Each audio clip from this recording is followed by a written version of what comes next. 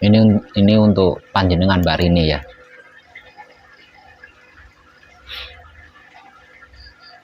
Panjenengan seorang wanita dengan anak yang masih balita sampai keroyo-royo mencari saya di sini.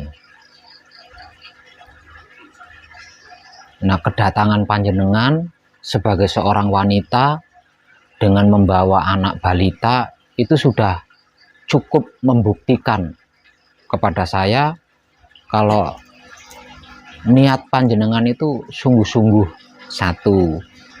Terus tujuan panjenengan baik. Kalau niat panjenengan tidak sungguh-sungguh, tujuan panjenengan tidak baik, tidak mungkin seorang wanita dengan anak yang masih bayi begitu kok sampai keroyo-royo nyari saya di pesanggeran ini.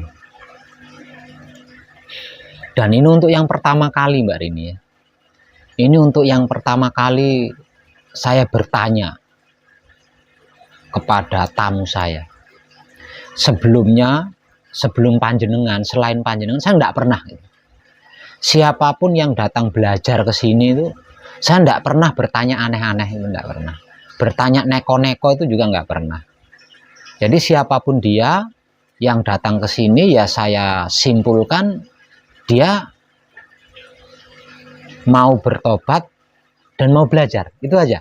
Saya tidak peduli apapun latar belakangnya, keyakinan agamanya apa, suaminya siapa, istrinya siapa, anaknya berapa, itu saya nggak pernah peduli itu. Dan ini untuk yang pertama kali saya bertanya sama panjenengan. Nah, panjenengan seorang wanita dengan bawa anak kecil seperti ini, keroyo-royo datang mencari saya. Bagaimana dengan suami panjenengan Mbak Rini? Apakah suami panjenengan itu mendukung atau percaya dengan spiritual panjenengan sebagai istrinya? Dia tidak ceritai sebelum saya rumah tangga dengan dia. Dia bilang bisa menerima. Iya. Iya. Dan tujuan dia sekarang sudah menikah dan punya anaknya. Tapi saya mau dibawa kemari. Iya. Selama saya dibawa kemari, saya akan namanya dia suami, saya ikut. Iya. Kegiatan saya di Madiun itu saya semua kan saya ini karena saya punya suami. Iya. Makin hari saya badan saya itu kayak ini loh Pak. Kalau dilihat orang badan saya ini enggak apa-apa. Tapi dalam saya itu kayak bunga mawar yang hidup nggak hidup, mati nggak mati. Gitu. Yang jenengan rasakan gitu. Yang saya rasakan. Makin lama saya masih seperti itu Pak. Makin lama nanti saya seperti kayak orang kayak nggak ada daya hidup. Saya tapi ya itu kalau saya nggak semedi itu dong.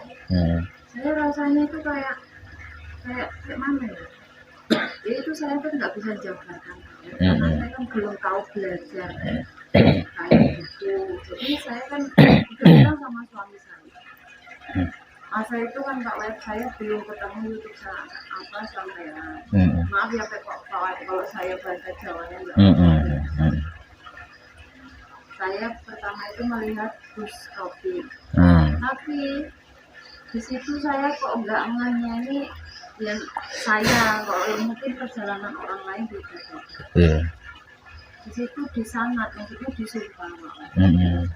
Nah, saya itu kayak kan disumpah, itu kan saya ini manusia pakai putih gitu loh. Nah kalau disumpah itu kayak ada ikatan, iya. Macam terikat kan ya.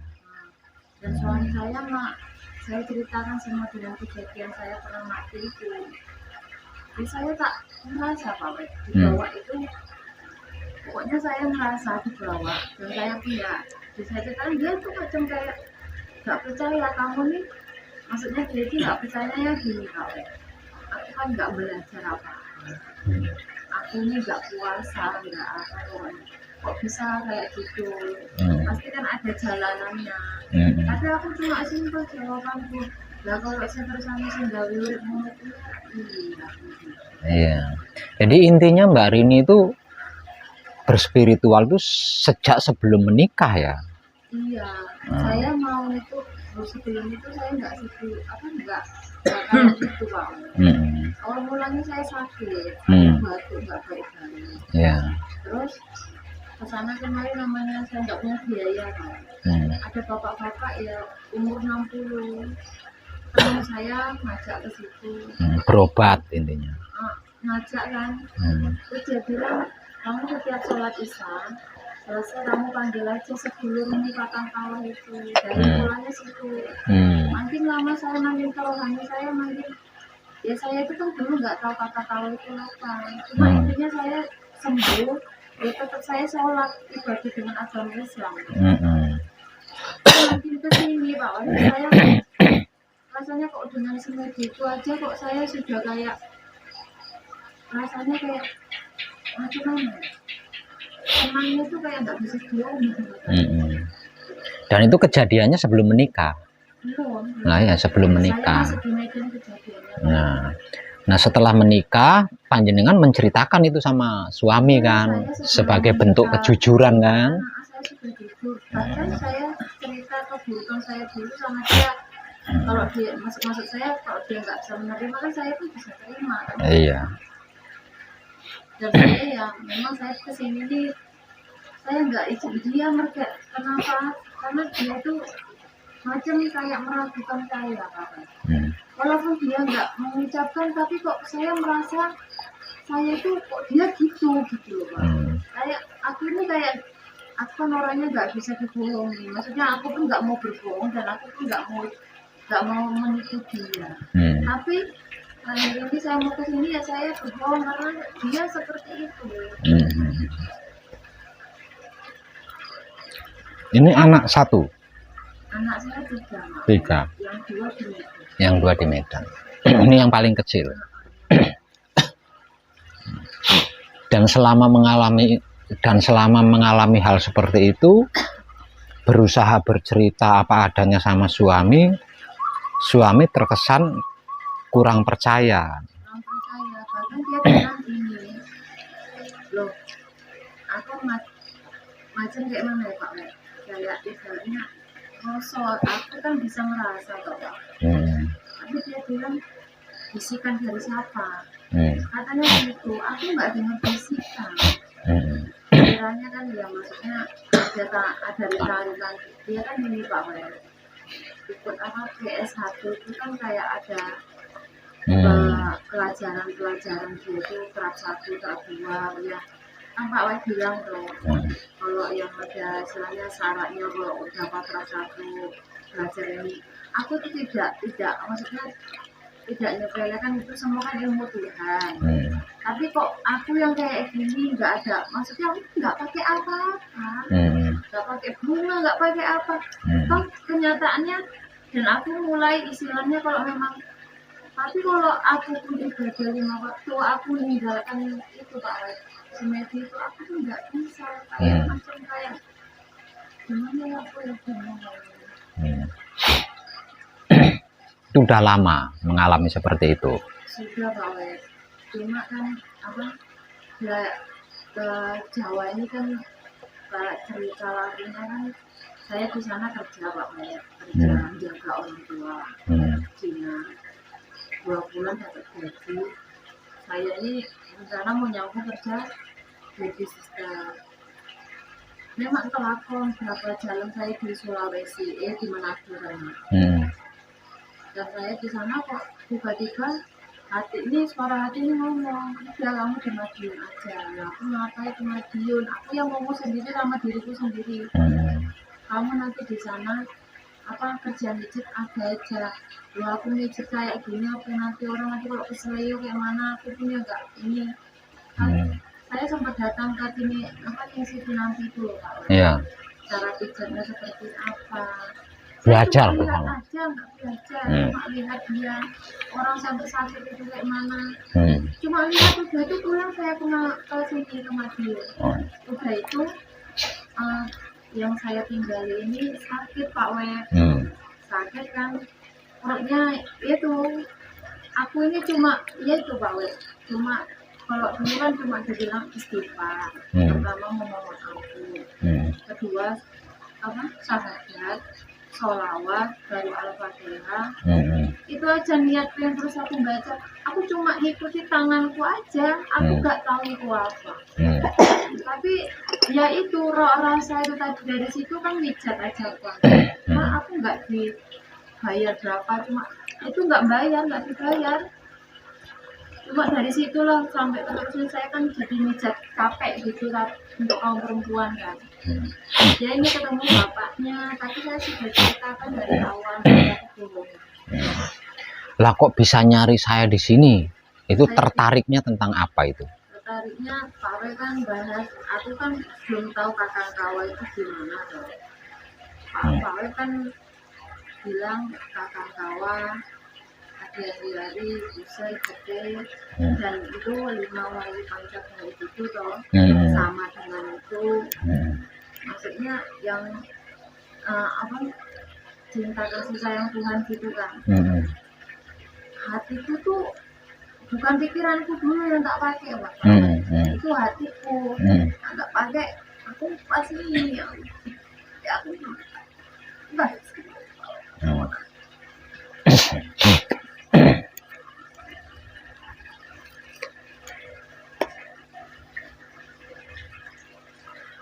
Cuma ini aku mau kalau memang udah mau belajar dari asalnya kan aku nggak paham. Tapi belum sempat apa dapat video pelajaran dari sana, belum sempat dapat. Ada video sampean yang baca sedulur apa itu toh. Itu saya sudah ngelakuin. Yang 1 hari kemarin saya ngelakuin, saya rasanya ya itu damai baca, tapi kan sampai yang mesti kalau mau suci itu saya membaca. Tapi kan namanya saya punya anak, saya nggak bisa duduk gitu ya, namanya anak nanti saya bawa.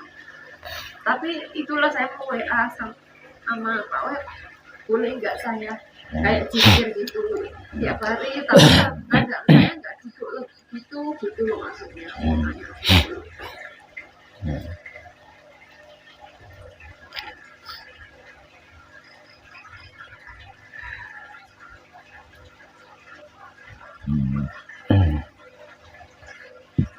Jadi intinya awal mulanya panjenengan sakit, ndak sembuh-sembuh, Ya. terus berusaha berobat, sehingga suatu saat ada teman yang mengetahui sesepuh, terus jenengan diajak menemui sesepuh tersebut. Nah, orang sepuh tersebut memberikan saran kepada panjenengan untuk nyambat kakang kawah ketika berdoa. Suruh zikir alif lam lam itu terus kedua suruh manggil itu ngobati sendiri. Ya. Nggak mau ngobati bapak itu. Jadi intinya suruh nyambat kakang kawah dengan penjelasan, dengan menyambat kakang kawah nanti akan terjadi penyembuhan otomatis, kan ngono kuwi. Tapi masa itu Pak, saya ya itu kan kalau bilang tuh dengan diam kita bisa merasakan dari apa yang maksudnya pembersihan itu loh Pak. Saya benar-benar merasakan kayak macam kayak pembersihannya itu kayak bukan disiksa bu cinta kasih sayang Tuhan aku yuk rasanya merasakan loro ya tak terima tak tombol jenenge wong tobat to Pak. Iya. Nah, saya ulang lagi ya, dengerin suara saya, dengerin. Apa yang saya katakan ini cocok enggak dengan jenengan? Dengerin dulu ya. Jadi intinya pada awalnya jenengan sakit, lama enggak sembuh-sembuh kan. Kemudian berusaha berobat. Pada suatu ketika ada teman panjenengan tahu ada sesepuh. Nah, terus jenengan diajak menemui sesepuh itu. Nah, sesepuh itu kemudian memberikan saran agar supaya panjenengan nyambat kakang kawah. Nah, dengan penjelasan nyambat kakang kawah itu tadi akan terjadi penyembuhan secara otomatis gitu kan, ngobatin sendiri. Nah ternyata di dalam prosesnya bener kan, bener, dan panjenengan sembuh kan, sembuh. Nah setelah itu mulai mengalami hal-hal yang di luar nalar katakanlah kan, entah itu mimpi atau anu kan. Nah terus ketemulah jodoh, ya kan, ketemu jodoh. Nah sebelum jodoh itu berlanjut, panjenengan sudah jujur kalau panjenengan itu awalnya seperti itu, terus ngalami seperti itu. Tapi jodoh panjenengan bisa menerima panjenengan apa adanya. Selama mengalami perjodohan di dalam rumah tangga, panjenengan semakin masuk kan tentang kakang kawah itu tadi, sehingganya kalau kelakuan panjenengan kurang baik, panjenengan mengalami ketidaknyamanan kan, kalau sampai melakukan hal-hal yang kurang baik. Dan itu juga panjenengan ceritakan sama suami, tapi suami kurang percaya karena panjenengan bukan tukang puasa. Sampai mengalami seperti itu kan jalannya dari mana, wong puasa ndak pernah, tirakat ndak pernah, kan mestinya seperti itu. Masang sesaji juga ndak pernah, kok ngalami seperti itu, kan mustahil. Itu menurut suami panjenengan. Tapi semakin lama panjenengan semakin larut kan, semakin tersiksa kan dengan keadaan seperti itu kan, semakin ndak nyaman kan, semakin nggak nyaman, sehingga panjenengan secara diam-diam mencari solusi. Saya ini kayak mana kan gitu ya, nggak begini, nyari yang menurut panjenengan bisa menjawab kan, bisa memberikan solusi sama panjenengan. Sampai ke paranormal, Ning si Pinampi itu kan paranormal. Nah, sampai datang ke tempat-tempat seperti itu mencari jawaban, terus tertarik dengan konten video saya ketika saya mengungkap tentang sedulur papat Kalimo Pancer, tentang Wahyu Pancagaib. Sampai pada akhirnya jenengan nekat kan ke sini sampai bohong kan sama suami, sampai anak yang masih balita jenengan bawa-bawa ke sini.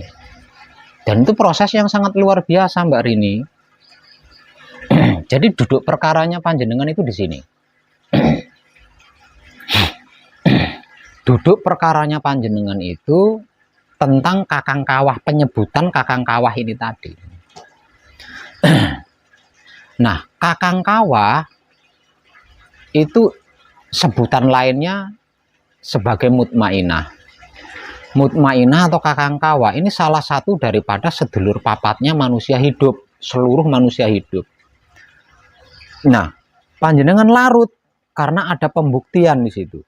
Yaitu pembuktiannya penyakit panjenengan sembuh, sakitnya panjenengan sembuh. Nah, di situ yang membuat panjenengan larut.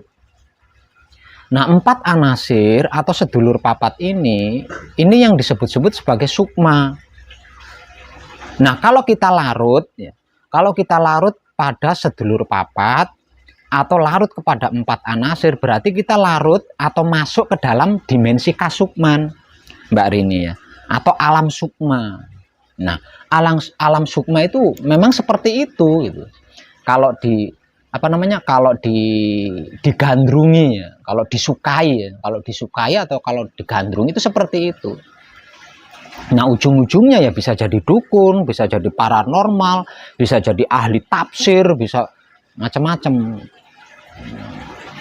Namun yang panjenengan dalami, yang panjenengan cenderung itu hanya satu.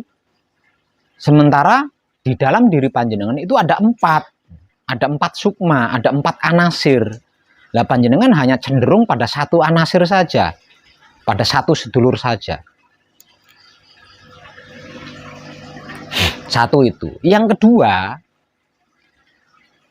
terus cara atau teknik yang panjenengan gunakan untuk menyelami dimensi kasukman atau alam sukma itu juga nggak sesuai gitu. Nggak sesuai. Jadi apa yang Mbak Rini lakukan itu bisa saya gambarkan seperti ini. Panjenengan ngarit rumput itu pakai silet, atau nebang pohon pakai pisau. pohon itu saya ibaratkan sebagai sukma, pohonnya saya ibaratkan sebagai 4 anasir. Nah, pisau yang panjenengan buat nebang pohon itu tadi, lah itu cara yang panjenengan lakukan. Jadi ndak klop. Lah itu yang membuat panjenengan bermasalah di situ. Jadi solusi dari saya, panjenengan sudah basah di situ. Kalau diibaratkan orang nyebrang itu panjenengan sudah basah di situ. Jadi kalau panjenengan ndak jebur sekalian, ndak nyaman jenengan. Nggak akan nyaman. Jadi jenengan harus jebur sekalian. Karena apa? Karena udah basah jenengan. Nggak jebur udah basah. Dan itu selama itu jenengan alami. Artinya mau tidak mau panjenengan harus mengenal seluruhnya, keempat-empatnya, jangan satu tok. Satu itu. Yang kedua, terus mengenalnya ya harus menggunakan mereka berempat. Harus menggunakan sedulur papat, harus menggunakan 4 anasir. Karena jika mengenal sedulur papat, mengenal 4 anasir, bukan sedulur papat atau 4 anasir itu yang digunakan, ya ketimpang siur itu tadi hasilnya, Mbak Rini. Nggak bisa maksimal. Nah, jenengan cerita seperti itu kepada orang awam, ya nggak akan percaya orang awam. Nggak akan percaya.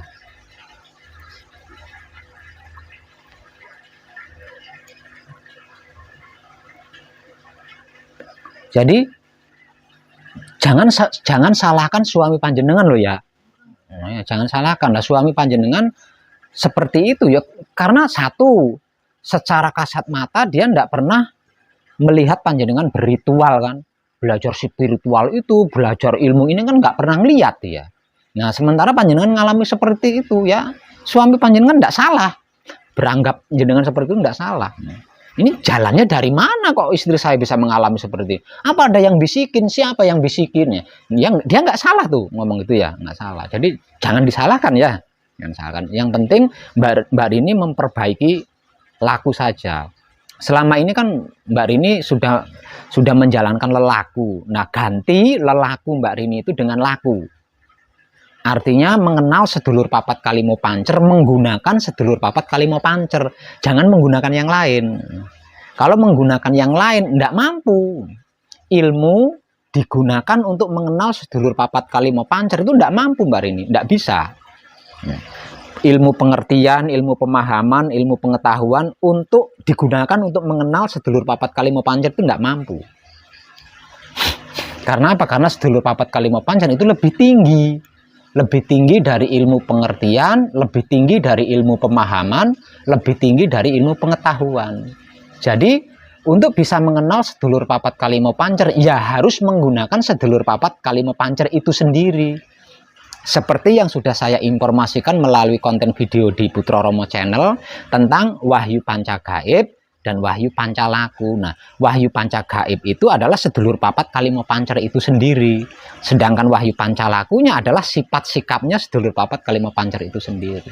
Jadi, mengenal sedulur papat kalimo pancer dengan menggunakan Wahyu Pancagaib dan Wahyu Pancalaku, sama halnya menggunakan sedulur papat kalimo pancer itu sendiri.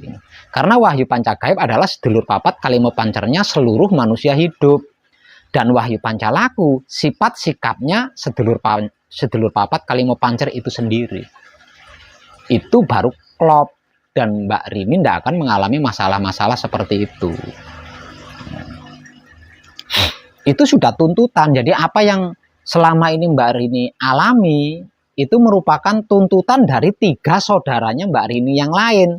Yang selama ini tidak jenengan gubris. Panjenengan hanya gubris kakang kawah saja, sedangkan selain kakang kawah masih ada adi hari-hari, masih ada sedulur getih, masih ada sedulur puser kan. Nah, mereka berikan nuntut, lah wong aku juga saudaramu, kenapa yang kau akui hanya kakang kawah, hanya mutmainah kan. Makanya jadi kalau begini ndak nyaman, ndak tenang, kalau begini tenang, kalau begitu nggak nyaman, itu tuntutan dari mereka bertiga yang lainnya. Ya pilihan Mbak Rini tentang wahyu panca gaib ketika saya jelaskan dengan metode sedulur papat kelima pancer itu tepat, tidak meleset, itu tepat.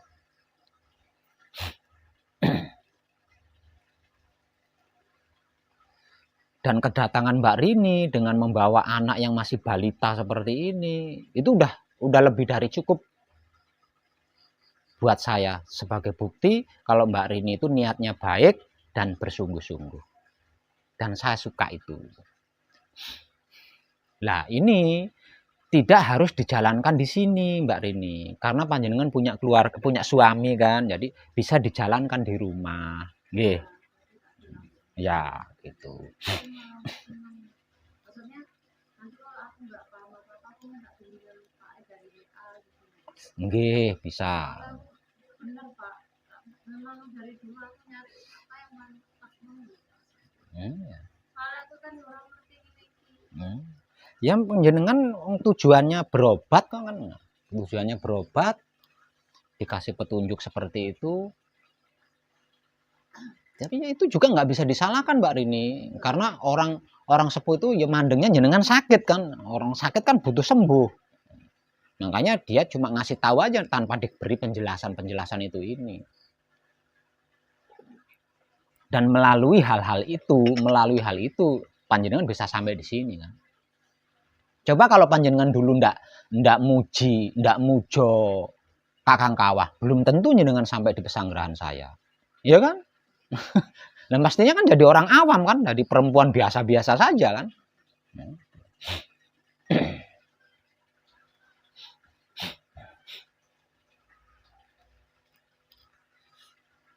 Nah terus anak seusia itu kan otaknya masih bersih, hatinya masih bersih, kelaminnya masih bersih.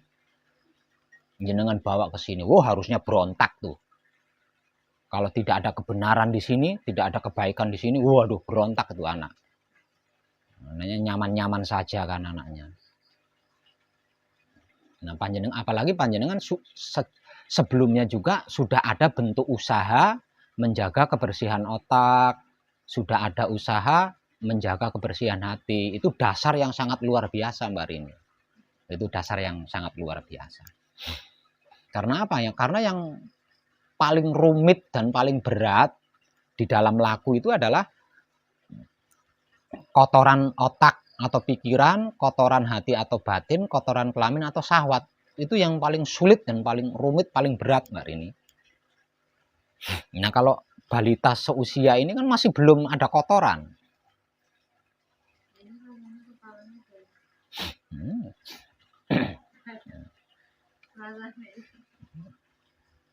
Karena apa? Karena dia masih balita kan, masih bayi, belum bisa menangkap, belum bisa mencerna.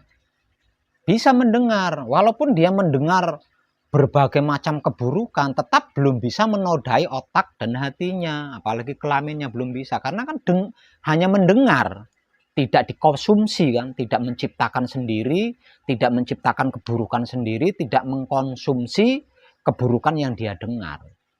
Jadi kebersihan otak, hati, kelaminnya masih terjaga.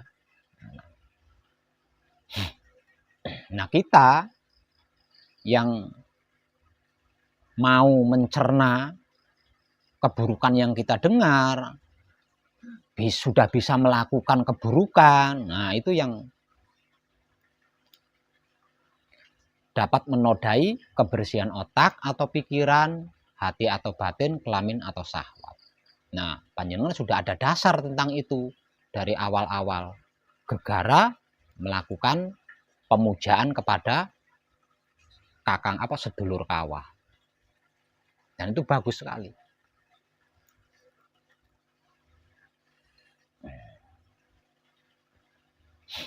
Jadi nanti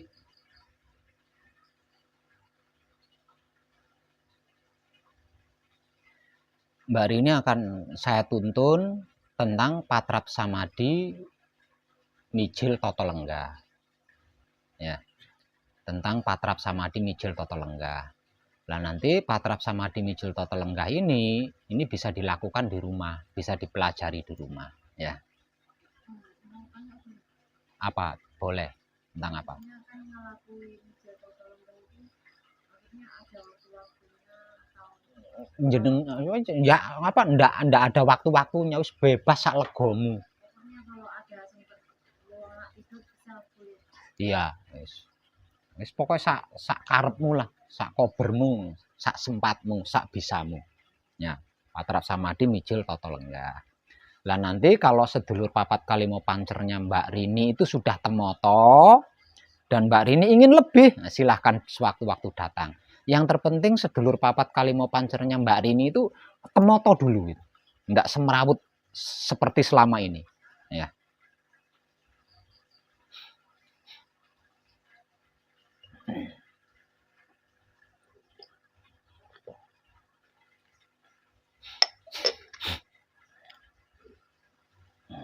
Bisa paham yang saya jelaskan Mbak Rini? Ya. Nanti kalau udah paham, besok pagi bisa pulang ya. Bisa pulang. Kasihan itu anaknya ya.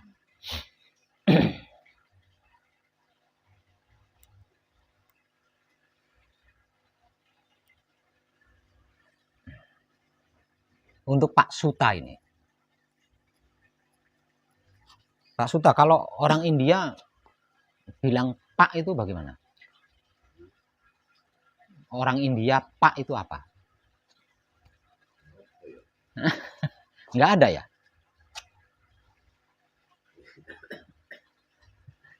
Nggak pakai Pak di sana? Papi atau bagaimana? Enggak.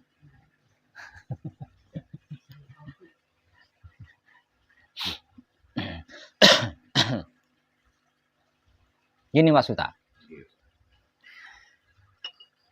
Sedikit pun saya tidak meragukan spiritual Pak Suta.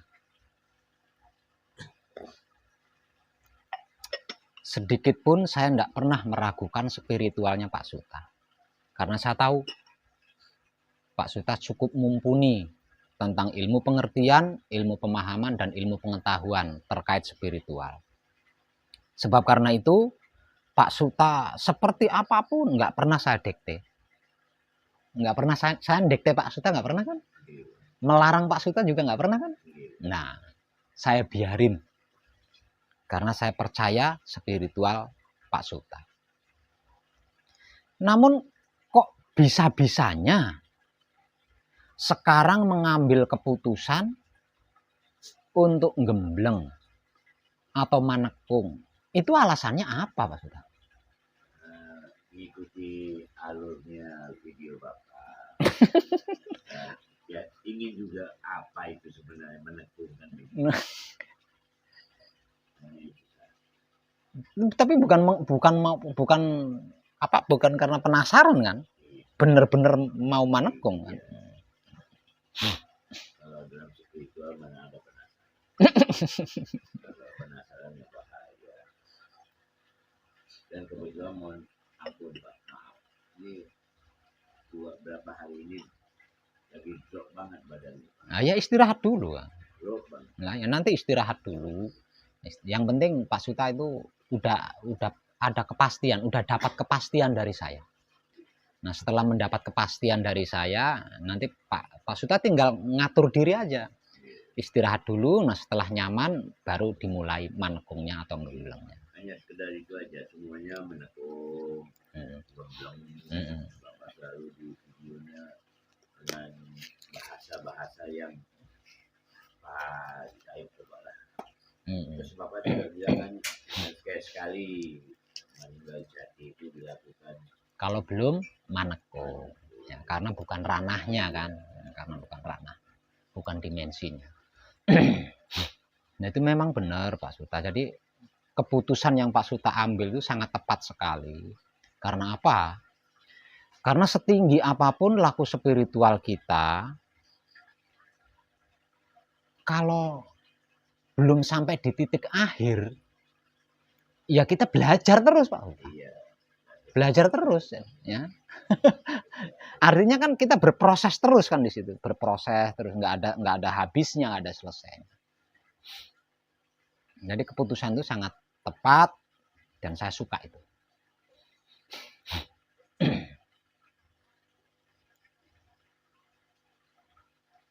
Namun sebelumnya mungkin Pak Suta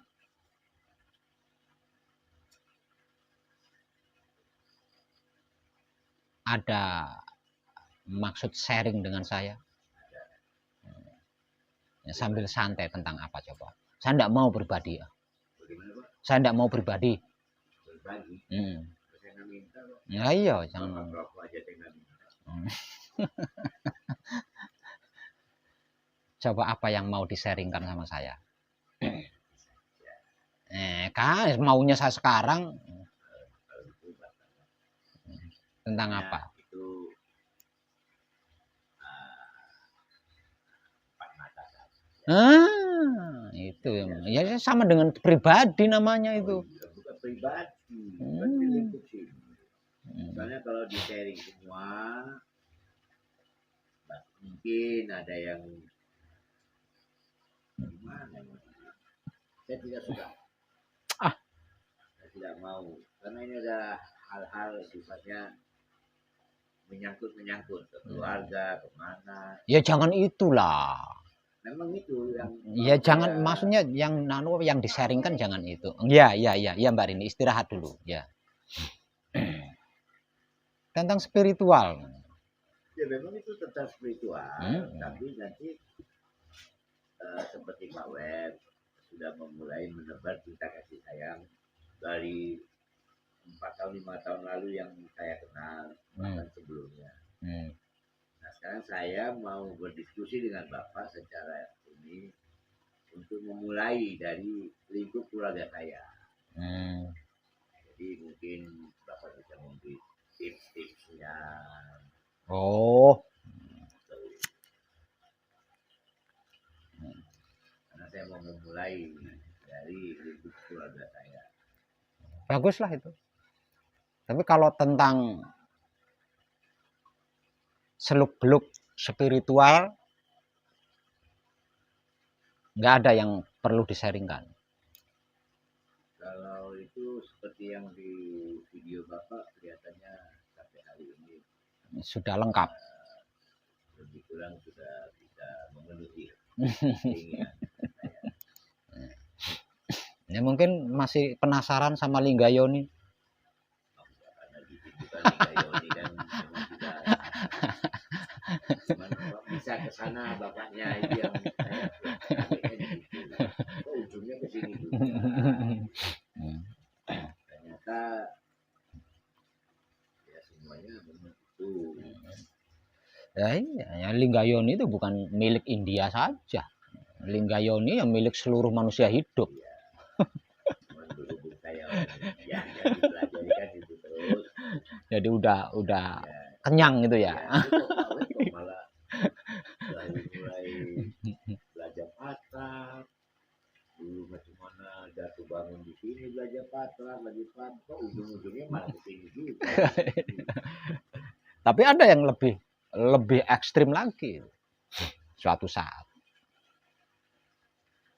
Kalau seluruh kadang kinasih saya sudah mengerti, sudah memahami, dan sudah mengetahui sejatinya Linggayoni itu apa, bagaimana, dan seperti apa, ada yang lebih ekstrim tentang Linggayoni yang sesungguhnya. Bukan yang sejatinya ya, tapi yang sesungguhnya. Nah selama ini kan kita salah persepsi tentang Linggayoni. Salah persepsi.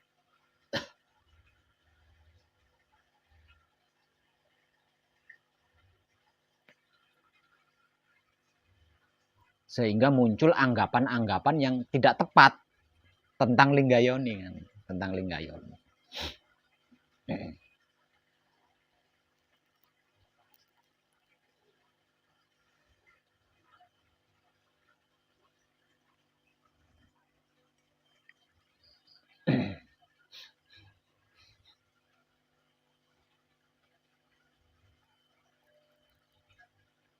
Jadi nanti Pak Suta istirahat dulu.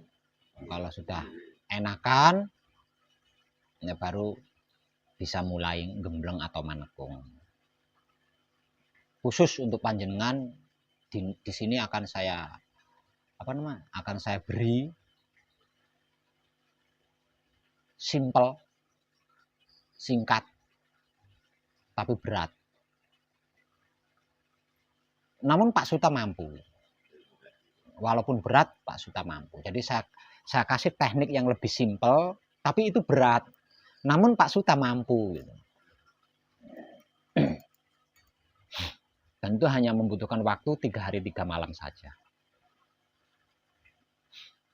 Jadi nanti sebelum manekung, sebelum gembleng, istri dikabari dulu tuh. Enggak, ini nanti di titik manekungnya itu. Dikabari, selama 3 hari 3 malam saya nonaktifkan HP. Dari awal mau datang udah. Jangan dulu, harus sekarang. Kemarin Oh, berangkat. Ya. Saya tadi pagi kan saya udah video, udah kasih tahu. Nyampe. Udah jangan ganggu. Sip lah. Istriku udah tadi gitu. Kayaknya bebas. Oke, siap.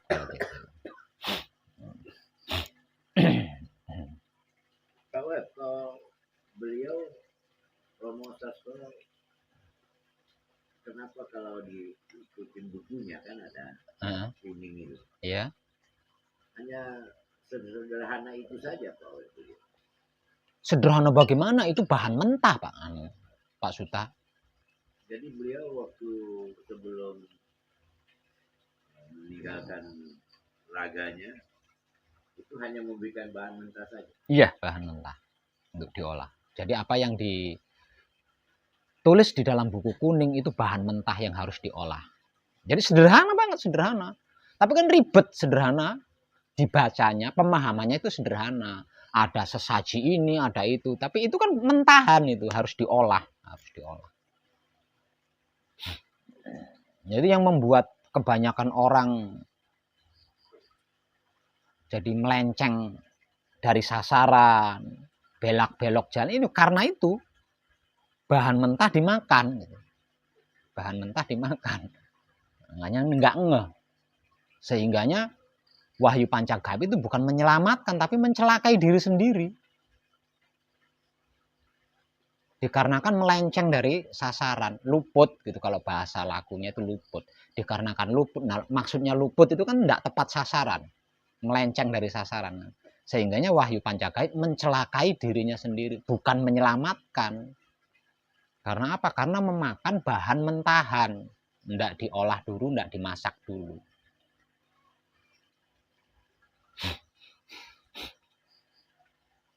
Sederhana, setiap Senin Pahing menyediakan ini sederhana banget. Tapi itu kan mentahan.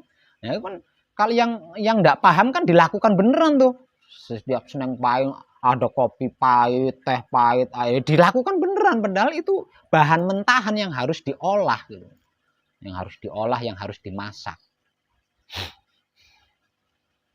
Itu yang menjadikan banyak sesama kadang saling berselisih seperti itu. Dikarenakan memakan bahan mentahan dari Romo.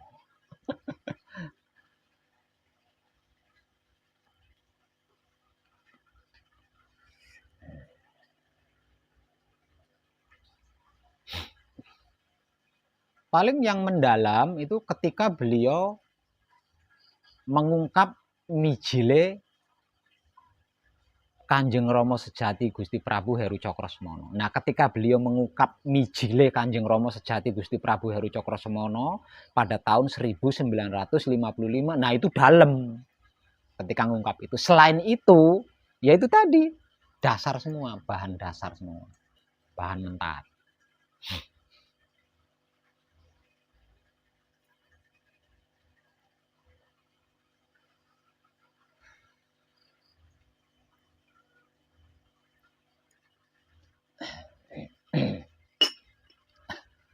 Kunci itu ternyata banyak yang megang kunci itu. Ya banyak. Terus ada penambahan. Bukan penambahan.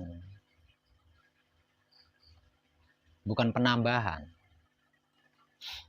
Ada itu satu, yang lainnya sama, cuman awalnya Gusti ingkang Maha Suci, Gusti ingkang Maha Suci, kesembahan kaulo.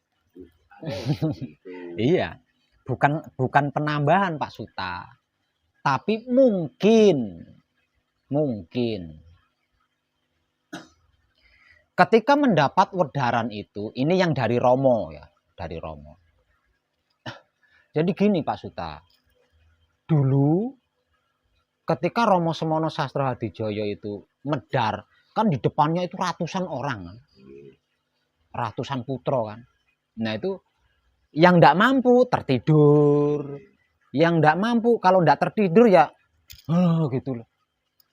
Gitu. Nah ini kan sepotong-potong dia dengernya. Sementara Romo Semono Sastro ndak mengulang-ulang. Yang ngulang-ulang itu kan cuma wong edan bagu. Kalau Romo Semono Sastro ndak ngulang-ulang dia. Sekali ucap ya udah, nangkep ndak nangkep ya itu.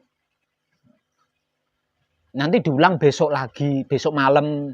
Nah besok malam yang ikut malam ini besok malam kan belum tentu ikut, udah pulang kan. Nah dia ketika itu mungkin ya karena sambil dengat-dengat ngantuk kan, ketika Romo Semono membaca bacaan kunci Gusti ingkang Maha Suci kan, karena sambil dengat-dengat ngantuk seperti ini, yang dia dengar duh Gusti ingkang Maha Suci, nah ada duhnya kan, karena sambil ngantuk gini. Nah ketika Romo Semono Sastro Hadijoyo membaca bacaan kunci di ayat ketiga, sirolah, datolah, sipatolah. Nah karena sambil ngantuk kan dia dengarnya sirullah, datullah, ya, seperti itu. Jadi bukan penambahan, tapi karena ketidakdengaran secara maksimal. Seperti itu. Jadi bacaan kunci itu bermacam-macam. Ada yang duh Gusti ingkang Maha Suci. Kula nyuwun pangapura dumateng Gusti ingkang Maha Suci, Maha Agung, Maha Rahim. Banyak ada gitu. Ada yang Gusti ingkang Maha Suci. Kula nyuwun pangapura dumateng Gusti ingkang Maha Suci. Sirullah, datullah, sipatullah, wujudullah ada. Sebenarnya bukan penambahan, tapi karena ketidakdengaran secara maksimal ketika diwedarkan. Itu berpengaruh nggak? Ya berpengaruh lah, berpengaruh, enggak tepat sasaran. Enggak tepat sasaran.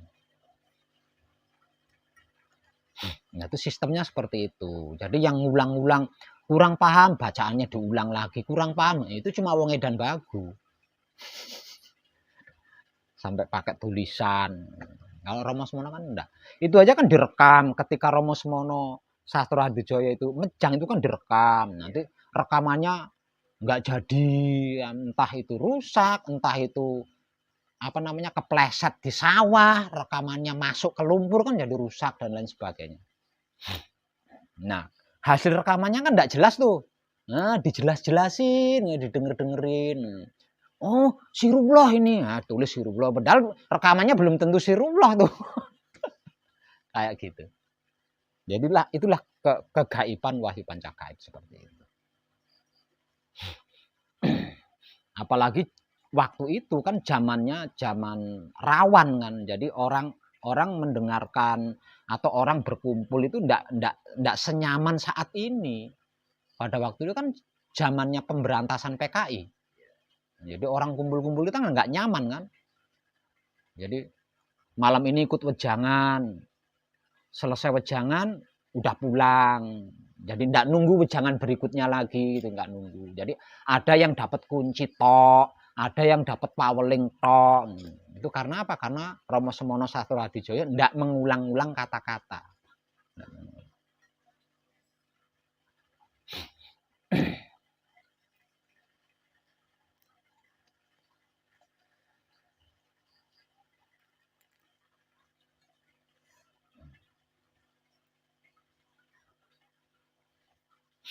Jadi orang yang mendapat wejangan langsung, yang punya kesempatan mendengarkan wejangan secara langsung dari Romo Semono Sastro Hadijoyo itu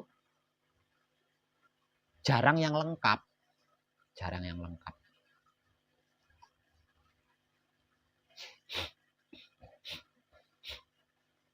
Yang dapat lengkap itu yang dekat dan sering menemui Romo Semono Sastro Hadijaya.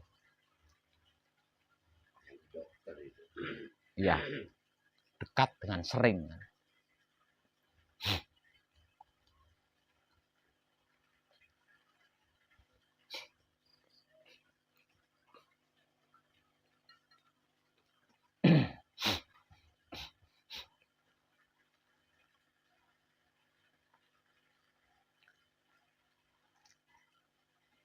Makanya ada perselisihan antar kadang di sana, ada perselisihan antar kadang. Saya enggak heran.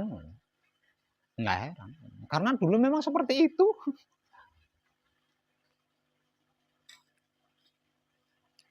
Jadi beda pemahaman wajar lah, karena dulu seperti itu gitu. Si A pemahamannya begini, si B pemahamannya begini, wajar. Karena dulu wedarannya seperti itu.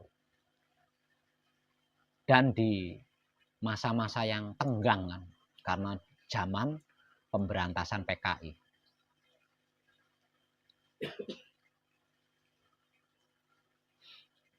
Jadi yang dapat lengkap itu jarang,